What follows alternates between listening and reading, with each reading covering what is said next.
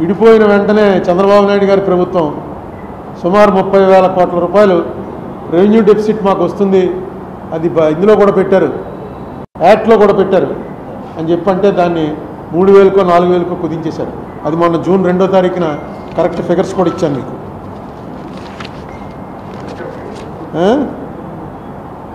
32,20,25 రూపాయలు AP government వారు అడిగితే లెక్కలేసి అనుకూలంగా స్పెషల్ కేటగిరీ స్టేటస్ విషయంలో కానీ, పోలవరంలో కానీ, విశాఖ స్టీల్ ప్లాంట్ విషయంలో కానీ, రైల్వే జోన్ విషయంలో కానీ, కడప ఉక్కు factory, Dugarajapatnam port, Kakinada petro complex, ఒక అగ్రికల్చర్ యూనివర్సిటీ, షెడ్యూల్ 9, షెడ్యూల్ 10లోని ఆస్తులు, ఇవన్నీ కూడా మీకు ఆ సమర్థత ఉంది, మీకు ఎందుకంటే ఎక్స్పీరియన్స్ ఉంది, అందరూ తెలుసు. అక్కడ ఈ సమయంలో మీరు రావటం, ఇంత పెద్ద మెజార్టీతో రావటం, దీన్ని ఆంధ్రప్రదేశ్ స్టేట్కి అనుకూలంగా మార్చేటువంటి ప్రయత్నం మీరు చేస్తారనే నమ్మకం ఉంది. చేయడానికి కావాల్సిన శక్తి మీకు రావాలని కోరుకుంటున్నాను. ఆర్ఎస్ఎస్ భగవత్ గారు నిన్న మొన్న చెప్పాడు, ఒక మంచి మాట చెప్పాడు. అహంకారం పనిచేయదు, పబ్లిక్ లైఫ్లో అహంకారం పనిచేయదు అని చెప్పాడు. బహుశా అది మోడీ గారిని ఉద్దేశించి అయి ఉంటుంది. ఆయన 400 పారు ఇవన్నీ కూడా ఎలక్షన్ టైంలో చెప్తాం మనం, మాకు 3 లక్షల మెజార్టీ వస్తుంది, 30 లక్షల మెజార్టీ వస్తుందని. కానీ ఆయన ఒక మాట మాత్రం ఆఖరి ఫేజ్ ఎలక్షన్ జరగాల్సి ఉండగా ఒక మాట చెప్పాడు, అది ఆశ్చర్యం అన్నమాట. సాక్షాత్తు మనకు అవతార పురుషులు కూడా ఎవరు చెప్పలే ఆ మాట. ఆయన ఏమన్నాడంటే, నేను మామూలుగా అందరూ పుట్టినట్టు తల్లిదండ్రుల కలయిక వల్ల పుట్టినట్టుగా నాకు అనిపించట్లేదు, భగవంతుడు నన్ను వేరే పంపించాడు, ఏదో పని మీద ఇక్కడికి పంపించాడు, అందరినీ భగవంతుడు పని మీదే పంపిస్తాడు. ఆ మాట మనం అనుకోవడం కాదు, ప్రజలు అనాలి ఈయన కారణ జన్ముడండి అని. ఎప్పుడైతే ఆయనే అనుకుంటున్నాడో దానికి ఒక జబ్బు కూడా ఉంది సైకియాట్రీలో, మెగలోమానియా అంటారు. అంటే తనని దేవుడి కింద భావించుకునేటువంటి జబ్బు అది. అదేంటో చాలా విచిత్రంగా ఆయన అలా అంటాడు అనుకోలేదు, ఎందుకంటే ఆయన చాలా గొప్ప స్పీకర్. ఆయన ఇవాళ భారతదేశంలో ఆయన్ని మించి హిందీలో స్పీచ్ ఇవ్వగలిగినటువంటి మనిషి ఇంకోటి లేడు. అంత గొప్ప స్పీకర్ ఎందుకు రాంగ్ అంటే బహుశా అది దృష్టిలో పెట్టుకునే భగవత్ గారు ఆ మాట అని ఉంటాడు. అహంకారం అనేది తలకెక్కితే చాలా ప్రమాదంలో పడిపోతాం. మోడీ గారు కూడా ఇప్పుడు బాగా కంట్రోల్ అయ్యాడు. ఆయన ఒక్కళ్ళకిలో కానీ ఆయన బిహేవియర్లో ఇది కానీ చూస్తున్నట్టయితే చాలా కంట్రోల్ అయ్యాడు. నాకు ఎప్పుడు కూడా బీజేపీ ప్రభుత్వం రావడానికి నేను ఎప్పుడు వ్యతిరేకం కాదు. ప్రతిపక్షం కూడా బలంగా ఉండాలి. ప్రతిపక్షం లేని డెమోక్రసీయే కాదు. ఇప్పుడు ప్రతిపక్షం ఆంధ్రప్రదేశ్లో 11 స్థానాలకు వచ్చేసింది. స్థానాలు 11 వచ్చినా 2019 ఎలక్షన్లో చంద్రబాబు నాయుడు గారికి ఎన్ని ఓట్లు వచ్చాయో అంతకన్నా 1-2 ఓట్లు ఎక్కువ వచ్చాయి జగన్కి. ఇప్పుడు స్థానాలు 11 వచ్చినా ప్రతిపక్ష పాత్ర మీరు నిర్వర్తించడంలో విఫలమైతే మాత్రం ప్రజాస్వామ్యానికి అర్థమే లేదు. మనం 14లో చూసాం, ఏడాదిన్నర ముందో జగన్మోహన్ రెడ్డి బాయ్కాట్ చేసి అసెంబ్లీని బయటకు వచ్చేసాడు, అసెంబ్లీకి ఎవడో వెళ్ళడం మారించారు. అలాగే 19లో చూసాం, చంద్రబాబు నాయుడు గారు బాయ్కాట్ చేసి బయటకు వెళ్ళిపోయారు, ఎక్కడ కూడా అసెంబ్లీ ఏమీ జరగలేదు. ఇప్పుడన్నా కనీసం ఉన్నది 10 మంది అయినా అసెంబ్లీలో కరెక్ట్గా మీరు ఏం చేయాలి, ఎందుకంటే అత్యున్నత వేదిక అది. ఏం అడగాలనుకుంటున్నారో ఏం చేయాలనుకుంటున్నారో చేయండి. అయిపోయింది. ఇప్పుడు అప్పుడు 23 వచ్చినప్పుడు మీరు చెప్పారు 23 స్థానాలు వచ్చాయి, ఇంక అయిపోయింది చంద్రబాబు నాయుడు చాప్టర్ క్లోజ్ అని. ఇవాళ ఏమైంది? మీకు 11 స్థానాలు వచ్చినప్పుడు వాళ్ళు అంటారు మీ చాప్టర్ క్లోజ్ అని. చాప్టర్లు ఏవి క్లోజ్ అవ్వవు. మీకు ఒక ఉదాహరణ చెప్తాను, ఇదేదో నేను ఊహించి చెప్తుంది కాదు. 1989లో ఇక్కడ సీనియర్లకు తెలిసి ఉంటుంది, 89లో ఫస్ట్ టైం ఎంజీ రామచంద్రన్ చచ్చిపోయిన తర్వాత ఎలక్షన్లు జరిగాయి. అంతకుముందు ఆ ఎంజీ రామచంద్రన్ గారి భార్య జయలలిత ఇద్దరు కూడా పార్టీ నాదంటే నాదని కొట్టుకున్నారు. 89 ఎలక్షన్లో క్లియర్గా 169 సీట్లు కరుణానిధి గారి పార్టీకి వచ్చాయి, 30 సీట్లు జయలలిత గారి పార్టీకి వచ్చింది. కరుణానిధి గారు సీఎం అయ్యాడు. నెక్స్ట్ 91లో రాజీవ్ గాంధీ గారు చచ్చిపోయిన తర్వాత అనుకుంటాను ఈ ఎల్టీటీఈకి కరుణానిధికి సంబంధాలు ఉన్నాయనే దీంతో కరుణానిధి ప్రభుత్వాన్ని రద్దు చేశారు. రద్దు చేసి మళ్ళీ ఎలక్షన్లు వచ్చాయి. మళ్ళీ ఎలక్షన్ వస్తే జయలలితకి 225, కరుణానిధికి 7 సీట్లు. ఎక్కడ 169 తక్కువ 7కి పడిపోయాడు. రూలింగ్లోంచి అపోజిషన్లోకి మెజరబుల్ అపోజిషన్. కానీ ఏడుస్తూ ఇంట్లో కూర్చోరా, నడిపాడు 5 ఏళ్ళు, ఆ ప్రతిపక్ష పాత్ర నడిపాడు 7గురితోటే.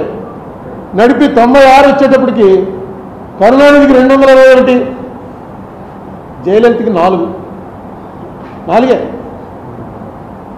అసెంబ్లీ సీట్లు.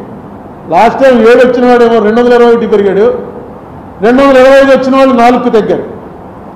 2011లో మళ్ళీ 203. జయలలిత 2 సార్లు నెగ్గింది, 2016లో కూడా నెగ్గింది ఆవిడ చచ్చిపోవటానికి ముందు. అంతకుముందు ఎప్పుడు ఒకసారి అయినా ఒకసారి ఆవిడ అలా వచ్చేది, 2 సార్లు నెగ్గింది. ఈ రాజకీయాల్లో ఎప్పుడు కూడా నిస్సత్వ నిస్సహాయత ఉన్నవాడు రాజకీయాల్లోకి రావటమే అనవసరం. ఉదాహరణ చంద్రబాబు నాయుడే. ఆయన వయసుకి మొన్న వేసంకాలం ఈ టీవీలో చూస్తుంటే మనకు చెమటలు పట్టేసే, ఏంట్రా బాబు ఇంత ఎండలో అలా పడి మెయిన్ రోడ్డు మీద నిలబడి అలా మాట్లాడుతున్నాడు, చెమటలు కారిపోతుంటే మనకే భరించలేకపోతున్నాం, ఏసీ కూర్చుని ఎలా తిరుగుతున్నాడు అంటే ఆ కసి, ఆ రాజకీయం అనేటువంటి ఆ కసి ఉండాలి. నిస్సత్వం తగ్గిపోవాలి, నిస్సహాయత నాకు ఎవడో లేడురా అన్నది ఉండకూడదు. అలా చేశాడు కాబట్టి ఆయన మళ్ళీ రివర్స్ అయింది. ఇప్పుడు జగన్మోహన్ రెడ్డి కూడా మా వాళ్ళని కొట్టేస్తున్నారు, ఇవన్నీ కూడా మామూలుగా జరుగుతూ ఉంటాయి. ఈసారి కొంచెం ఎక్కువ జరుగుతూ ఉండొచ్చు. జగన్మోహన్ రెడ్డి దీనికి మైనస్కి ప్రధానమైనటువంటి కారణం ఏంటంటే ఆయన చేసినటువంటి పనులు కక్షతో చేస్తున్నాడు అని మిడిల్ క్లాస్ జనం నమ్మారు.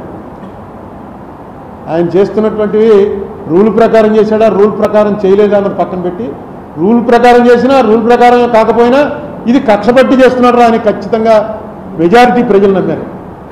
ఇంకా ఏ బడుగు బలహీన వర్గాల వాళ్ళ ఓట్లు నీకు వస్తాయనుకున్నావో ఆ బడుగు బలహీన వర్గాల వాళ్ళంతా కూడా రెక్కాడితే కానీ డొక్కాడని జనం.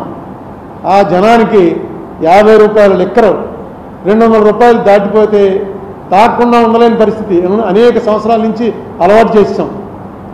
సాయంకాలం అయ్యేటప్పటికి ఇంటికి వెళ్ళేటప్పుడు లిక్కర్ వేసుకుని వెళ్ళడం అలవాటు అయిపోయిన వాళ్ళు ఒక్కసారిగా బడ్జెట్లో మార్పు వచ్చేసింది. మీరు ఇచ్చే ఎన్ని వేలు ఇచ్చారు, ఆటో డ్రైవర్కి ఇచ్చారు, తర్వాత చిన్న చిన్న పనులు చేసుకుంటున్న వాళ్ళకి ఇచ్చారు, 3000 రూపాయలు పెన్షన్ ఇచ్చారు, ఇవన్నీ కూడా కలిపి కూడా ఆ ఫ్యామిలీ బడ్జెట్లో తేడా వచ్చేసింది ఈ లిక్కర్ వల్ల. మీకు ఎలక్షన్లు పోవడానికి వాళ్ళకి డైరెక్ట్గా గవర్నమెంట్ తోటి సంబంధాలు ఉండవు. లాస్ట్ టైం కన్నా ఈవేళ బాగున్నావా లేదా, ఎవడు ముఖ్యమంత్రి ఎవడు ప్రధానమంత్రి, మామూలు పని చేసుకున్న వాళ్ళకి ఏమి అది ఉండదు.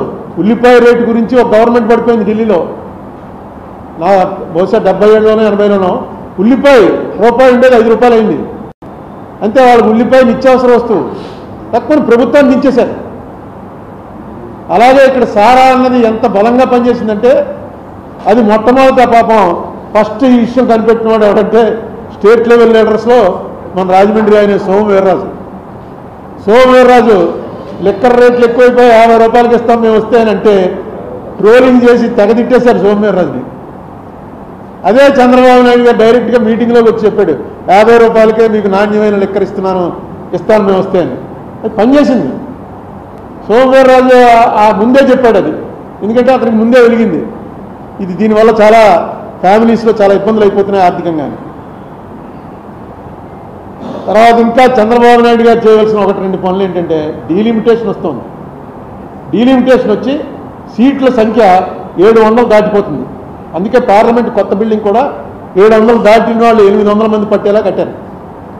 డీలిమిటేషన్లో మన పాత్ర కరెక్ట్గా, ఎందుకంటే సౌత్ మొత్తం మనకి ఇచ్చేటువంటి డబ్బు బాగా ఇప్పటికే చాలా తక్కువ ఇస్తున్నారు.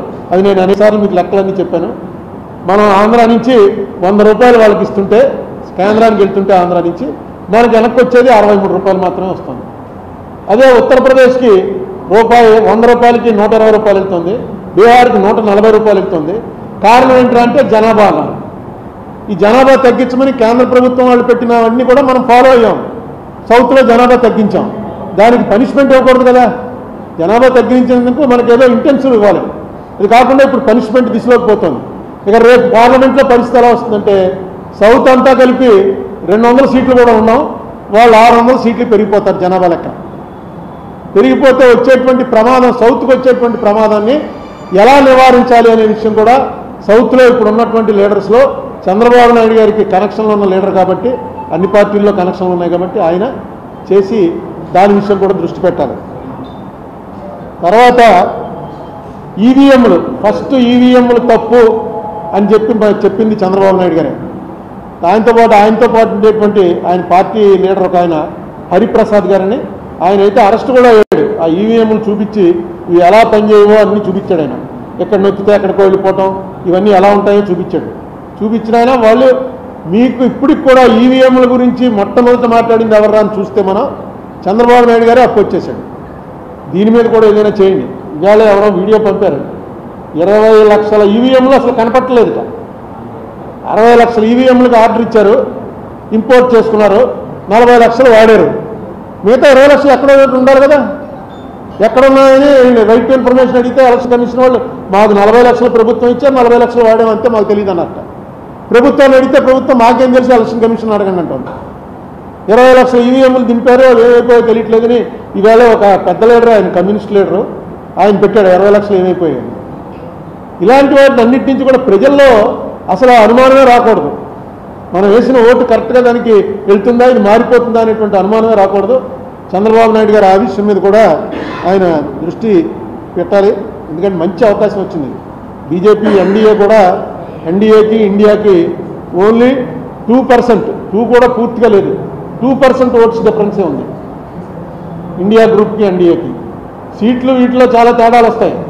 సీట్లు బట్టి కాకుండా ఓటింగ్ చూసుకుంటే ఎన్డీఏకి దీనికి కేవలం 2% కూడా పూర్తిగా లేదు, 1.9% తేడాలో ఉన్నారు.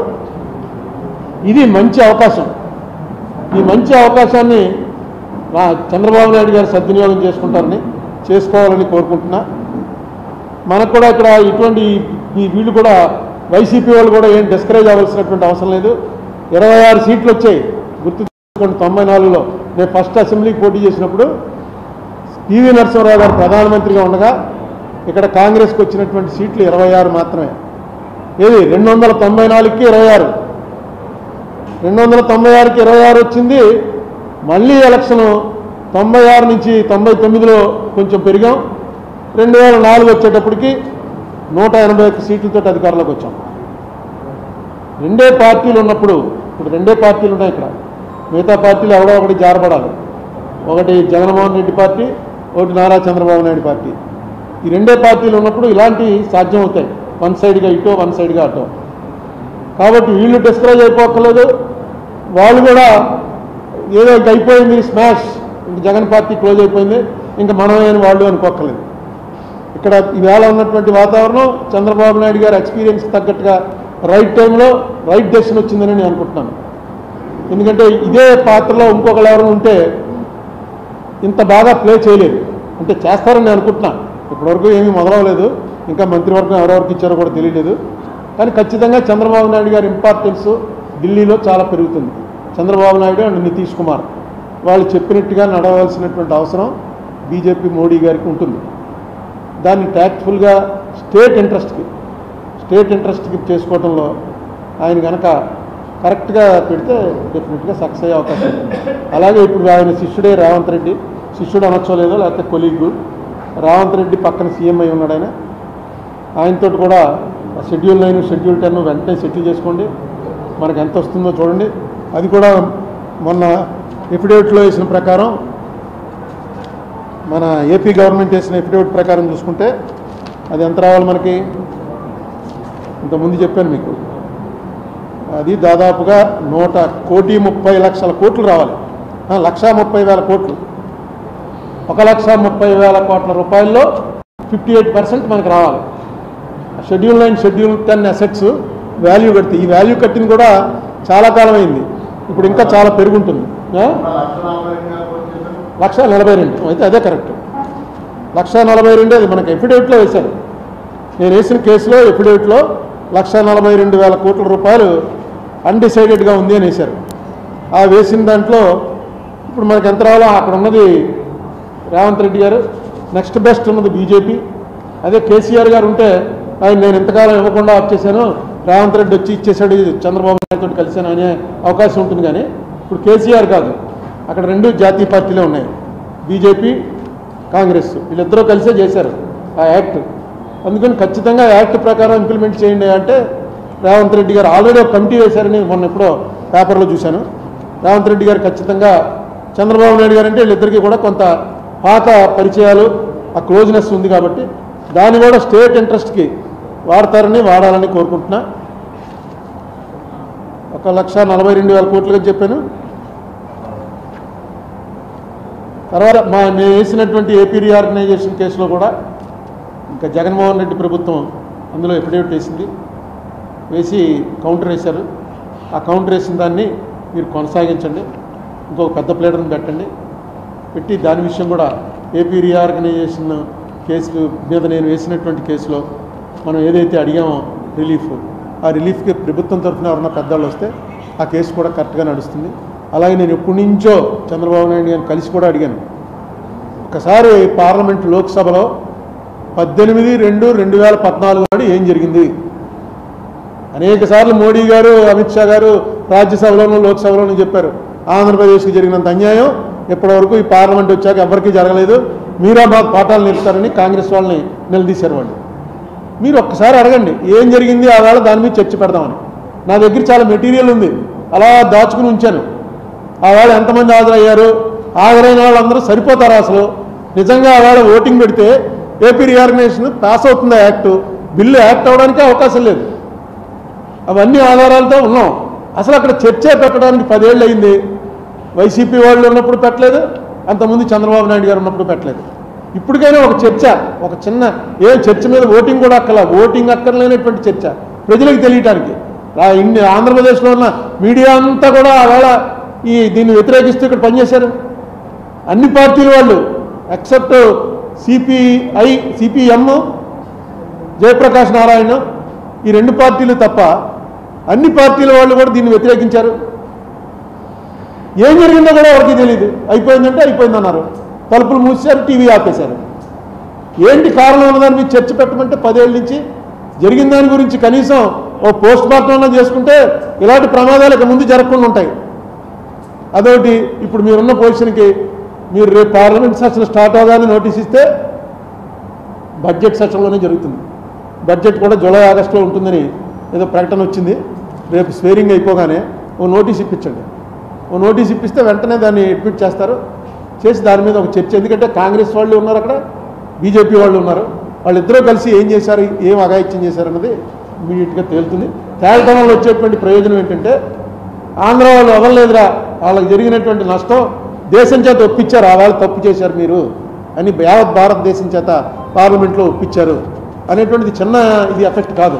లేకపోతే మనల్ని అసలు వీళ్ళు ఏమీ లేదురా, అధికారం కోసం కొట్టుకోవడమే తప్ప వీళ్ళకి ఏదో కాంట్రాక్ట్లు ఇవ్వడం, ఆ కాంట్రాక్టర్లకు ఇస్తున్నావా లేదా, వాళ్ళే నడుపుతారు ఆంధ్రాలో రాజకీయాలని, పొలిటీషియన్లకు ఏం సంబంధం లేదని ఏదైతే ఒక ఇంప్రెషన్ నార్త్ ఇండియాలోకి వెళ్ళిందో దాన్ని వెంటనే మనం ఆపుకోవాల్సినటువంటి అవసరం ఉంది. అదే విషయం చేత తర్వాత వీటి మీద కూడా మొన్న పెద్ద గొడవ అయింది కదా, డొనేషన్లు అవి ఆనర్ బాండ్స్, ఎలక్టోరల్ బాండ్స్, దాని మీద కూడా ఒకసారి చర్చ పెట్టించి, ఎందుకంటే ఇవన్నీ మోడీ గారు వన్ సైడ్గా చేసుకుంటూ పోయినటువంటివి. నెక్స్ట్ మోడీ గారికి ఒక్కరికే వచ్చింది కాదు, మోడీ గారు ఒక్కరికే డబ్బులు వస్తే ప్రధానమంత్రిని మనం ఎంబ్రాస్ చేయడం ఎందుకు, ఇప్పుడు ఆయన హ్యూమిలియేషన్లో పెట్టడం ఎందుకని చెప్పి అనుకోవచ్చు.